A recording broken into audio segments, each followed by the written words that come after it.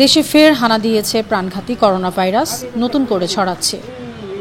Corona virus আবারও মাথাচাড়া দেয়, উদ্বেগ বাড়ছে, ঝুঁকিতে পড়েছে জনস্বাস্থ্য। করোনা সংক্রমণ শুরু হয়েছিল 2020 সালে। 2025 সালেও এর প্রকোপ কমেনি। দেশে বিদেশে কোটি কোটি মানুষ ভ্যাকসিন নেওয়ার পরও সংক্রমণ আবার বাড়ছে। সম্প্রতি কিছু বড় ভ্যাকসিন কোম্পানির বিরুদ্ধে জালিয়াতি এবং তাদের ভ্যাকসিনের পার্শ্ব প্রতিক্রিয়া নিয়ে তথ্য গোপনের অভিযোগ উঠেছে। বৃহস্পতিবার 5 জুন স্বাস্থ্য অধিদপ্তর থেকে পাঠানো করোনা বিষয়ক নিয়মিত সংবাদ বিজ্ঞপ্তিতে বলা হয়, তার আগের 24 ঘন্টায় করোনা ভাইরাসে আক্রান্ত হয়ে একজন মারা গেছেন। 21 জনের নমুনা পরীক্ষা করে 3 জনের শরীরে এই ভাইরাস শনাক্ত হয়েছে। করোনায় আক্রান্ত হয়ে মারা যাওয়া ব্যক্তিটি পুরুষ, তার বয়স 81 থেকে 90 বছরের মধ্যে। এ নিয়ে দেশে করোনা আক্রান্ত হয়ে মৃত্যুর সংখ্যা হল 29,500 জন। এখন পর্যন্ত এই ভাইরাসটিতে আক্রান্ত হয়েছেন 20,51,739 জন। সম্প্রতি ভারতেও কোভিড-19 আক্রান্তের সংখ্যা বেড়েছে। পশ্চিমবঙ্গে আক্রান্তের সংখ্যা উল্লেখযোগ্য হারে বেড়েছে, মৃত্যুর খবরও পাওয়া গেছে। বিশেষজ্ঞদের মতে নতুন ভেরিয়েন্টগুলো দ্রুত ছড়িয়ে পড়ায় এমন হচ্ছে।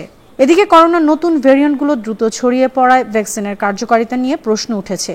বিশ্ব স্বাস্থ্য সংস্থা বেশিরভাগ অনুমোদিত কোভিড ভ্যাকসিনকে নিরাপদ ও কার্যকর বলে ঘোষণা করলেও নতুন পরিস্থিতিতে এর কার্যকারিতা নিয়ে বিতর্ক শুরু হয়েছে।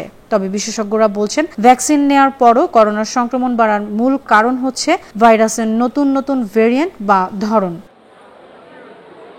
2025 সালের জুন মাসে দেখা যাচ্ছে NF7 এবং NB181 নামের নতুন সাব ভেরিয়েন্টগুলো দ্রুত ছড়িয়ে পড়ছে।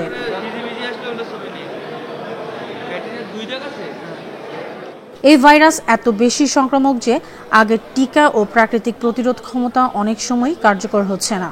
করোনার এই নতুন ধরন শুধু সংক্রমণ বাড়ায় না, উপসর্গেও পরিবর্তন এনেছে।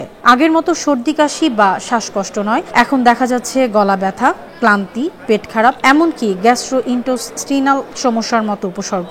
অনেকেই বুঝতেই পারছেন না যে তারা করোনায় আক্রান্ত, কারণ লক্ষণগুলো সাধারণ অসুস্থতার মতোই। এই নতুন সাব ভেরিয়েন্টগুলো দক্ষিণ ভারত থেকে ছড়িয়ে পড়ে দেশের অন্যান্য অংশে পৌঁছে গেছে। সংক্রমণের গতি এতটাই বেশি যে সংক্রমিত ব্যক্তিরা অল্প সময়ে অনেক মানুষকে আক্রান্ত করে ফেলছেন। News desk, Banu TV.